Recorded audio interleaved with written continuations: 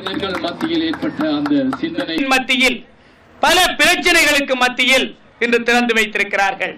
அதில் முன்னின்று இழைத்த எனது அன்புக்குரிய அனைத்து சகோதரர்களையும் அன்பாக பாராட்டுகின்றேன். கிராமத்தில் ஆரம்பத்தில் காணப்பட்ட பாரம்பரிய தொழில், அந்த கிராமம் எந்த தொழிலால் பெருமை சேர்க்கின்றது என்கின்ற அம்சங்களை ஒன்றாக திரட்டி ஒரு குறியீடாக இந்த உழவர் சிலை இங்கு நிறுவப்பட்டிருக்கின்றது. கால் புதைக்காது விட்டால் நாங்கள் சோற்றில் கை வைக்க முடியாது என்றெல்லாம் பல்வேறு விதமான கருத்துக்கள் இருக்கின்றது. எனவே பல்வேறுபட்ட எண்ணங்கள், சிந்தனைகளை